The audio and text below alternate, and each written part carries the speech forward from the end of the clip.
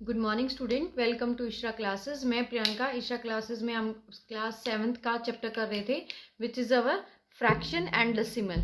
Okay, तो हम इसके 2 पार्ट्स ऑलरेडी कवर कर चुके हैं। This is our 3rd part और इस पार्ट के अंदर मैं आपको अब तक का काफ़ी सारा जो कंसेप्चुअल पोर्शन है वो हम कंप्लीट कर चुके थे। बेटा, जो बच्चा इस चैनल पे न्यू आया वो प्लीज़ जाके मेरे इसी चैनल पे अपना प्लेलिस्ट में देख सकता है। तो वो फर्स्ट 2 पार्ट अगर आप अच्छे से करोगे then it would be more clear to you और आप अच्छे से समझ पाओगे that how I am doing this questions. Okay, जो भी इस चैनल पे नया आया please like share and subscribe my channel. Okay, this is our first question of today's class. उसने पूछा है pictorial representation of 3 cross 2/3। Pictorial representation means मुझे पिक्चर की फॉर्म में रिप्रेजेंट करना है of 3 cross 2/3। Suppose I am taking a circle. Okay, तो मैं अब इसके 3 हिस्से कर रही हूं। This is our first part, this is our second part, this is our third part. Suppose I am doing 3 portions of it and मैं 3 portions क्यों कर रही हूँ? बिकॉज मुझे जो है 3 क्रॉस 2/3 को रिप्रेजेंट करना है। तो मैं फ्रैक्शन को देखती हूँ कि फ्रैक्शन में मेरा डिनोमिनेटर पार्ट कितना है। That gives me value of total number of equal parts. Since there is 3, so मैं इस सर्कल को 3 इक्वल पार्ट्स में डिवाइड कर रही हूँ। अब इसने बोला है कि आपको 3 क्रॉस 2/3 को रिप्रेजेंट करना है। सबसे पहले हम 2/3 को रिप्रेजेंट करेंगे। How to represent 2/3? That means out of 3 part, total out of 3 equal parts मुझे 2 इक्वल पार्ट्स को लेके चलना है। सो मैं इसको शेडेड कर देती हूँ। This is my shaded part, this would also shaded. So इस सर्कल के अंदर 3 इक्वल पार्ट्स थे, उसमें से मैंने 2 इक्वल पार्ट्स को ले लिया। Now it will represent 2/3। Okay, I have to give pictorial representation of 3 cross 2/3। मुझे पिक्टोरियल रिप्रेजेंटेशन 3 क्रॉस देना है। जब भी रिपीटेड एडिशन होता है, जैसे मैं बोलूं कि 2 plus 2 plus 2 plus 2 plus 2 plus, अब आप इसको ऐसे लिखने की बजाय देख सकते हो कि कितनी बार 2 आया, 1 2 3 4 5। Then you can write it as 2 how many times? 5 times. So repeated addition को लिखने से अवॉइड करने के लिए ही आप मल्टीप्लीकेशन का टर्म यूज करते हो कि 2 5 टाइम्स आया, so I will write it as 2 cross 5 rather than to writing it as 2 plus 2 plus 2 plus 2 plus 2 plus and so on. Okay, so I have to give pictorial representation of 3 cross 2 cross 3. So I will write it as here, plus I will draw one more circle, plus one more circle and divide it into 3 equal parts. मैंने इसको 3 equal parts में divide कर लिया है। So मैंने इसको भी shaded कर दिया because I have taken 2 of them. अब इसको भी shaded मैंने कर लिया है। So this is the graphical representation of 3 cross 2/3। क्योंकि आपका ये कितना वैल्यू देगा? दैट गिव्स यू 2/3, प्लस ये कितना वैल्यू देगा? 2/3, प्लस ये कितना वैल्यू देगा? 2/3, विच gives you value 3 cross 2/3। 3 cross 2/3।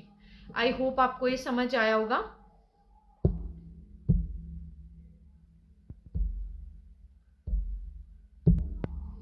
Okay, our next question is 3/7 of 2/5 is equal to। देखो बच्चों, मैं आपको ना हर टाइप का एक क्वेश्चन करवा रही हूँ सो दैट उससे रिलेटेड क्वेश्चंस आप खुद से कर पाओगे। मैं ऐसा कोई भी टॉपिक नहीं छोड़ रही जिसका कंसेप्ट, जिसके बेसिस पे क्वेश्चन आए and you will find it difficult to attempt. तो मैं हर टाइप का क्वेश्चन करा रही हूँ जिसमें आपको मुझे लग रहा है कि परेशानी हो सकती है और मैं अपनी तरफ से करा रही हूँ सो दैट कि आपको हर कोई भी क्वेश्चन इस चैप्टर से आएगा, so you can easily attempt it. ठीक है, our next chapter is 3/7 of 2/5 is equal to.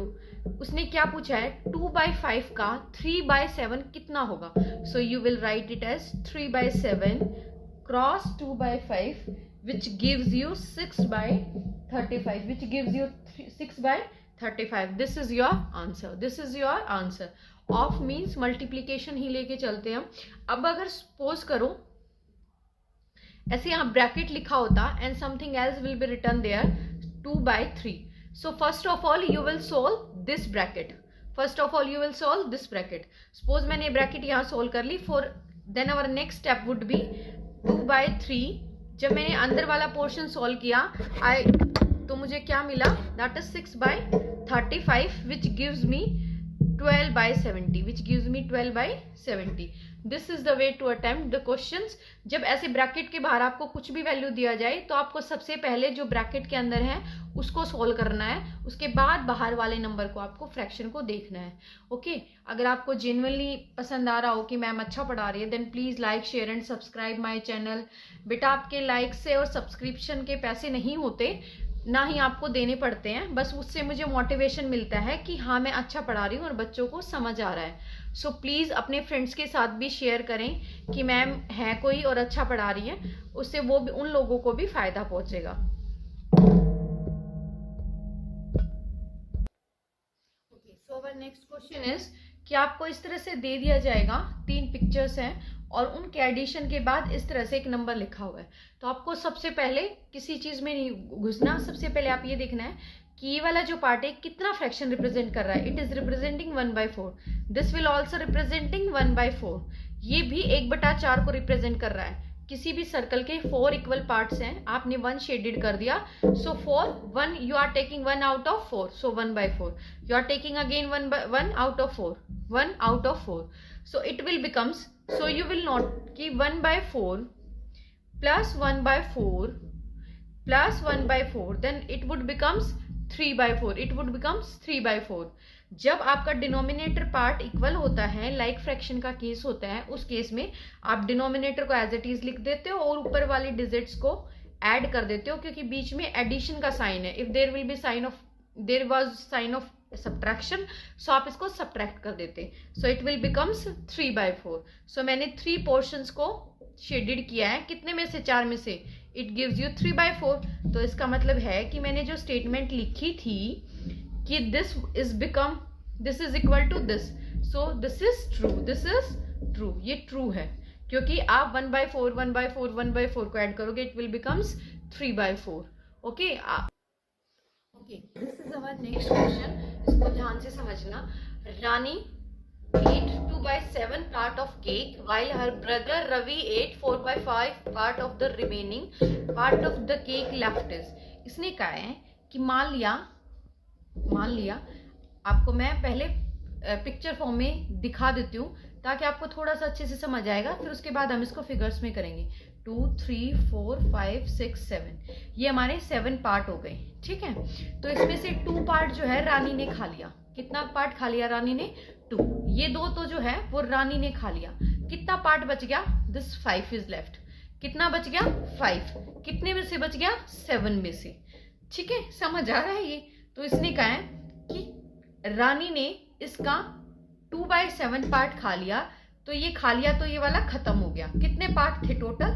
7। उसमें से कितने पार्ट बच गए किसी और के खाने के लिए? देन 5/7। एक तो ये पूछता कि Rani ate 2/7 part of the cake and how much is left, then 5/7 is our left. This is the best way to solve the questions in pictorial form whenever fraction is given to you. Second thing is now आपसे पूछा क्या जा रहा है कि while her brother, उसका जो भाई है रवि, ate 4/5 of remaining, मतलब समझो इस बात का, ऑफ रिमेनिंग का मतलब क्या है कि जितना ये बचा हुआ है ना आपके पास, उसका 4/5 उसने खाया है।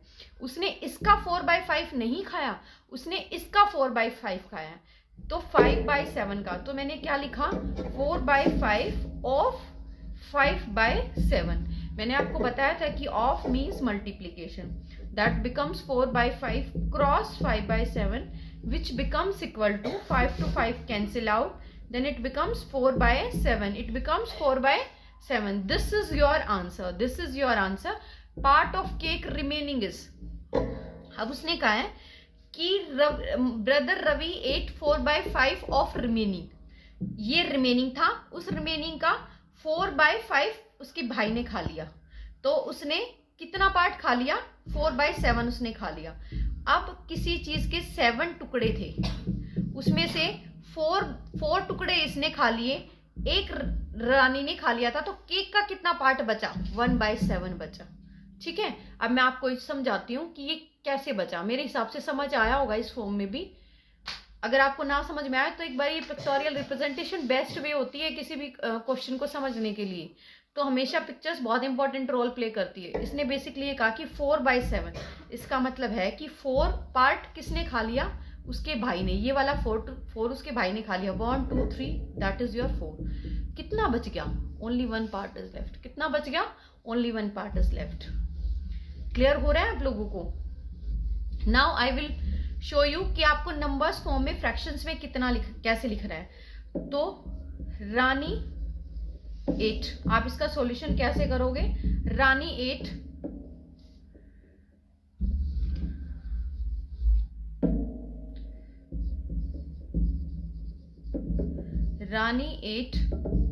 Part of cake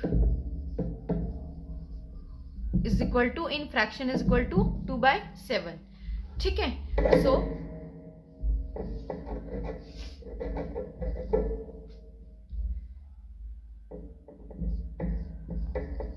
part of cake left कितना हो जाएगा? हम किसी भी चीज को 1 लेके चलते हैं। 100% कोई चीज हम कंसीडर करते हैं तो हम उसको 1 रिप्रेजेंट करते हैं। So I will subtract it from 1, क्योंकि केक पूरा 1 था और उसमें से 2/7 इसने खा लिया। मैंने आपको बताया था कि इस तरह से सब्ट्रैक्शन जो है वो हमेशा ऐसे एलसीएम लेके करते हैं। सो 7 1 जा, सो यहाँ पे 1 है तो 1 7 जा 7, तो 7 से मल्टीप्लाई हो जाएगा। 7 cross 1 minus 2 which gives you 5/7, which gives you 5/7। सो आप, मैं इसको डायरेक्ट लिख रही हूँ यहाँ पे, it gives you 5/7। Okay, clear हुआ? तो इतना पार्ट बच गया। ठीक है, रवि 8 4/5 ऑफ रिमेनिंग कितना है? That is your 5/7 which gives you value. अब आप ऑफ को हटा के सीधा लिख सकते हैं कि 4/5 cross 5/7 which gives you 4/7, which gives you 4/7। So cake कितना था? 1, उसमें से कितना पार्ट उसने खा लिया? 4/7 रवि ने खा लिया और 2/7 किसने खा लिया? उसकी बहन सिस्टर रानी ने। ठीक है, तो पार्ट ऑफ केक लेफ्ट कैसे निकालेंगे? Part of cake left is equal to, किसके इक्वल होगा?